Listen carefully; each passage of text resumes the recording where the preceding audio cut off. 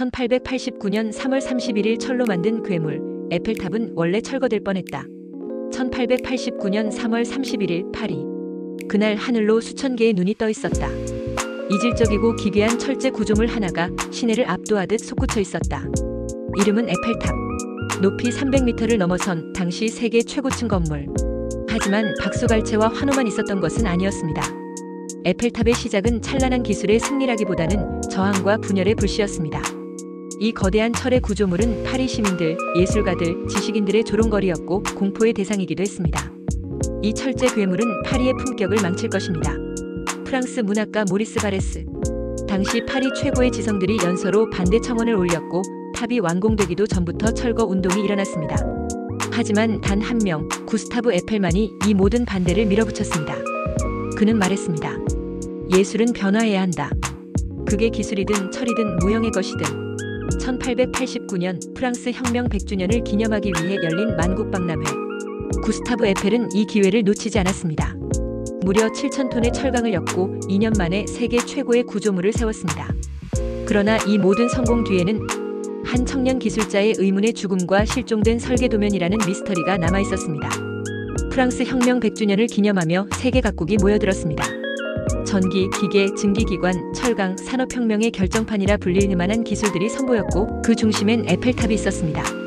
그러나 박람회 개막 3주 전 에펠탑 내부에서 정체불명의 폭발음과 함께 일궈진 화재, 그리고 현장에서 사라진 작업원 2명.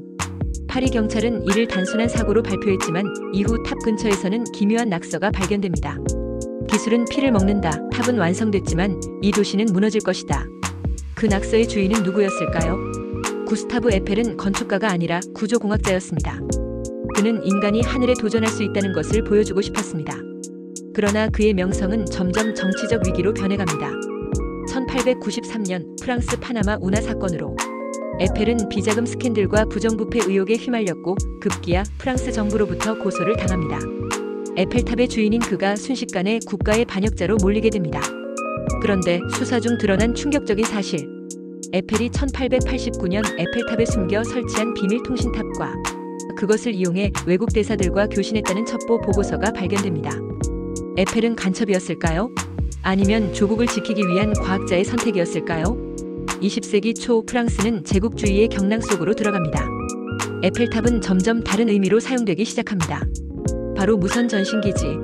1898년 에펠탑은 프랑스군의 전신 수신기로 개조되며 군사적 목적에 본격 사용되기 시작했고 이후 제1차 세계대전 동안 독일의 군용 전파를 방해하는 데 결정적인 역할을 하게 됩니다. 아이러니하게도 파리 시민들이 철거를 주장하던 철탑이 파리를 구한 존재가 된 것입니다. 에펠탑은 2차례 세계대전을 견뎌냈습니다. 제2차 세계대전 당시 나치 독일이 파리를 점령했을 때 에펠탑은 침묵했습니다. 그러나 그것은 단순한 침묵이 아니었습니다. 프랑스 레지스탕스는 에펠탑 내부 철골 사이에 무선 송신기를 숨겨 연합군에게 파리 시내의 정보를 전달하는 은밀한 통로로 활용했습니다. 그리고 결정적인 날, 노르망디 상륙작전 직전 에펠탑에서 발신된 단 하나의 짧은 신호는 연합군의 작전 성공을 앞당겼습니다. 탑은 살아있다. 구독과 좋아요는 영상을 제작하는 데 큰 힘이 됩니다.